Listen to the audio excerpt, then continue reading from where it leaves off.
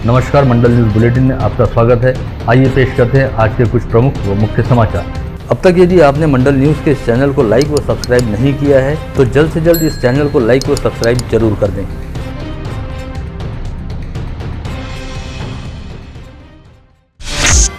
राज्य हुई मंत्रिमंडल की आज हुई बैठक में अमरावती में अतिरिक्त पारिवारिक न्यायालय स्थापित करने के निर्णय को मंजूरी देने के साथ ही आवश्यक पद निर्मिति को भी मान्यता दी गई। इसके साथ ही दिव्यांग कर्मचारियों को पदोन्नति में 4% आरक्षण देने का निर्णय भी राज्य मंत्रिमंडल द्वारा लिया गया। मंत्रिमंडल की इस बैठक में ग्राम पंचायत, जिला परिषद और पंचायत समिति की आरक्षित सीटों पर नामांकन पत्र के साथ वैधता प्रमाण पत्र प्रस्तुत करने की अवधि को बढ़ाया गया है। साथ ही खुले प्रवर्ग की महिलाओं हेतु आरक्षित पद पर चुनाव लड़ने के लिए सर्वसामान्य एवं पिछड़ा वर्ग की महिलाओं को नॉन क्रीमी लेयर प्रमाण पत्र आवश्यक नहीं रहने की बात कही गई है।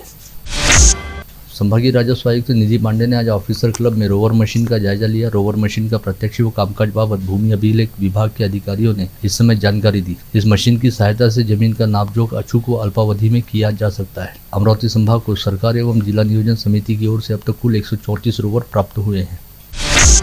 निवासी उपजिलाधीश विवेक घोड़के ने अपने कार्यालय में महाराष्ट्र दिवस के आयोजन को लेकर बुलाई गई नियोजन बैठक में बताया कि आगामी 1 मई को महाराष्ट्र राज्य के 63वें वर्धापन दिवस के अवसर पर ध्वजारोहण का मुख्य सरकारी समारोह मोर्शी रोड स्थित जिला स्टेडियम पर सुबह 10 बजे होने वाला है। इस कार्यक्रम की सफलता हेतु सभी विभागों को आपसी समन्वय के साथ काम करने की जरूरत है।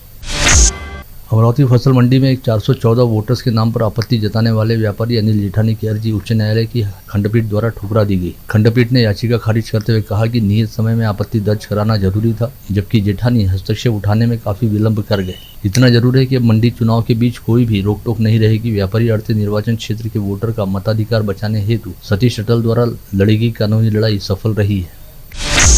अचलपुर कृषि उत्पन्न बाजार समिति के संचालक मंडल के चुनाव हेतु नामांकन दाखिल करने के बाद वापस लेने वालों की संख्या अब 8 पर जा पहुंची है। कल 20 अप्रैल को नामांकन पत्र वापस लेने का अंतिम दिन है। इससे पहले आज अमोल बोरेकर, नारायण बोरेकर ने अपना नामांकन पत्र पीछे लिया। वहीं अब कल किस इच्छुक प्रत्याशी द्वारा नामांकन पीछे लिया जाता है, इस ओर सभी की निगाहें लगी हुई है।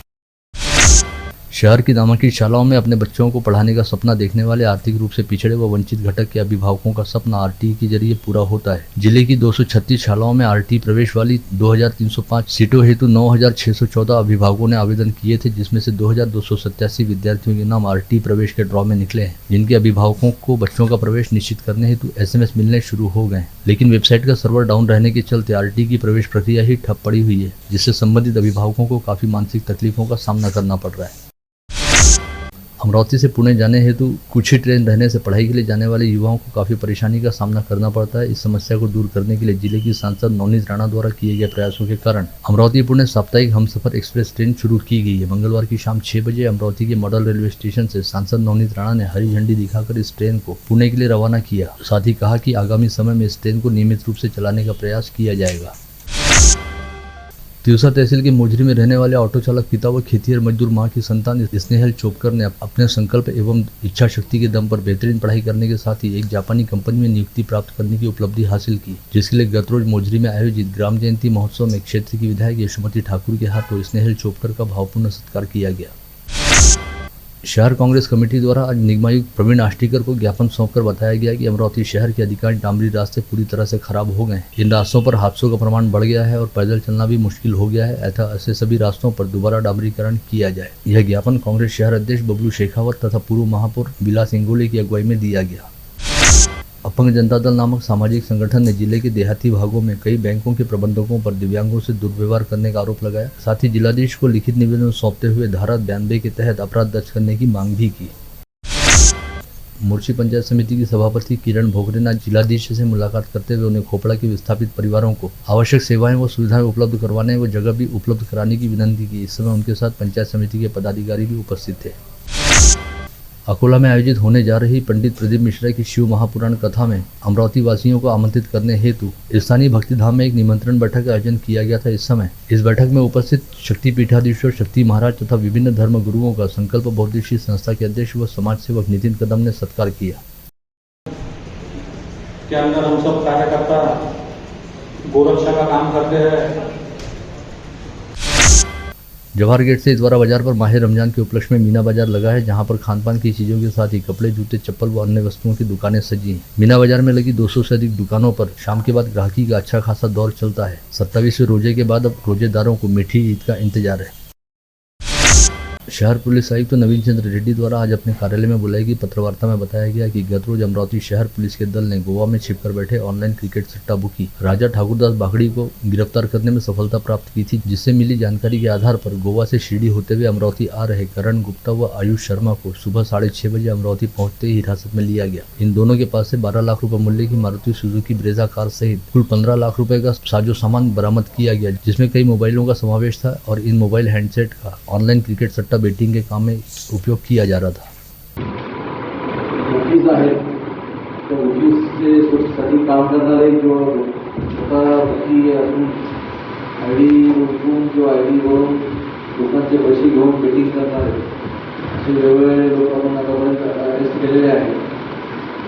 कालच्या दिवशी अटक केलेले गोव्यामधून राजू कागडी आज याला ती परत आलेली आहे, त्यांना ताब्यात घेतलेलं आहे। त्याची अटकची कारवाई करून त्याला न्यायालयात हजर करून तिसऱ्यासाठी पोलीस करण्यात येईल। तसेच कालच्या माहितीमध्ये काल जे गोव्यावरून पळून परत येत होते त्या लोकांचाही ट्रेस करून आमच्या टीमनी काल 2 लोकांना ताब्यात घेतलं आहे, आयुष शर्मा आणि सावका। या दोघांकडून एकूण मिळून मोबाईल्स 56,000 कॅश अशी जप्त करण्यात आले होते। आतापर्यंत एकूण जे आहे ते 17 मोबाईल फोन, वेगवेगळ्या वस्तू, कॅल्क्युलेटर्स, काही रजिस्टर्स वगैरे असे टोटल मिळून जवळपास 16 लाखाचा मुद्देमाल जप्त केलेला आहे। राजापेट व फ्रेजरपुरा पुलिस द्वारा आईपीएल क्रिकेट मैचों पर ऑनलाइन सट्टा खेलने का व्यवसाय करने के मामले में नामजद किए गए 2 क्रिकेट सट्टा बुकियों को स्थानीय जिला अदालत द्वारा अंतरिम जमानत देते हुए गिरफ्तारी से राहत दी गई है। राजापेट पुलिस ने विगत 11 अप्रैल को ऑनलाइन क्रिकेट सट्टा खेलने के मामले में चांडक बंधुओं को गिरफ्तार किया था, जिन्होंने आकाश पठाड़े का नाम बताया था। ऐसे में आकाश पठाड़े को इस मामले में नामजद करते हुए उसकी तलाश शुरू की गई थी, जिसकी वजह से आकाश पठाड़े ने गिरफ्तारी से बचने हेतु अंतरिम जमानत मिलने के लिए याचिका दायर की थी, जिसे अदालत ने मंजूर किया।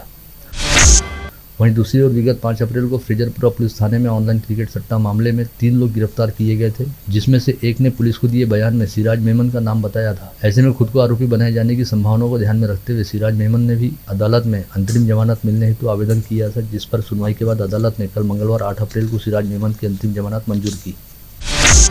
सोमवार 17 अप्रैल को जिलाधीश कार्यालय के सामने कांग्रेस और भारतीय जनता युवा मोर्चा के पदाधिकारियों व कार्यकर्ताओं द्वारा आमने सामने किए गए आंदोलन को लेकर गाड़गनगर पुलिस ने दोनों ही दलों के पदाधिकारियों व कार्यकर्ताओं के खिलाफ मामला दर्ज किया है। अमरावती सेंट्रल जेल में बंद एक कैदी ने जेल में खाना घटिया मिलने की शिकायत का पत्र लिखा था, जिसे याचिका मानकर खुद होकर संज्ञान लेते हुए मुंबई उच्च न्यायालय की नागपुर खंडपीठ ने जेलर के नाम नोटिस जारी की है। हाईकोर्ट को एक कैदी का 2 वर्ष पहले भी पत्र प्राप्त हुआ था, वहीं विगत दिनों एक और पत्र मिलने के बाद हाईकोर्ट ने इसे गंभीरता से लिया है।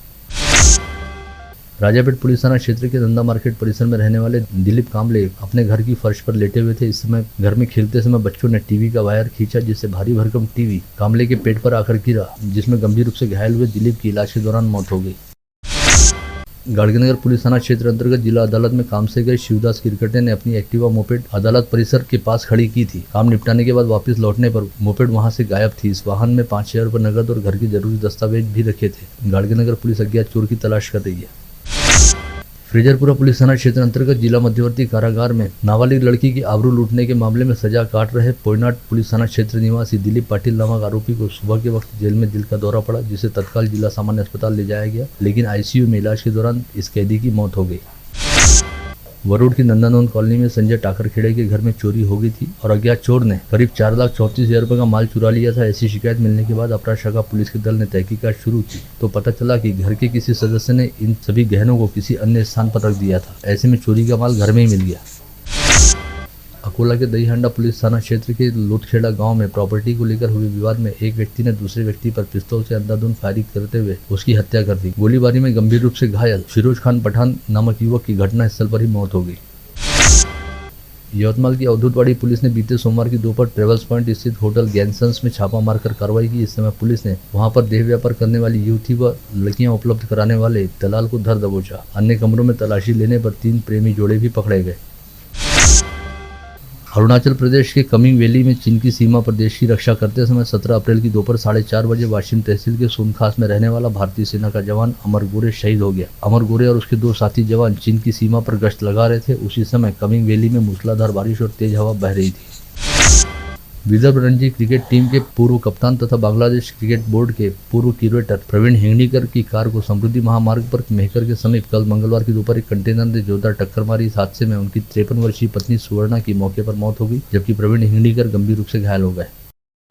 आप देख रहे थे मंडल न्यूज बुलेटिन। हमारे चैनल को लाइक करें, शेयर करें और हाँ, सब्सक्राइब करना ना भूलें। कल होगी आपसे फिर मुलाकात, तब तक के लिए धन्यवाद।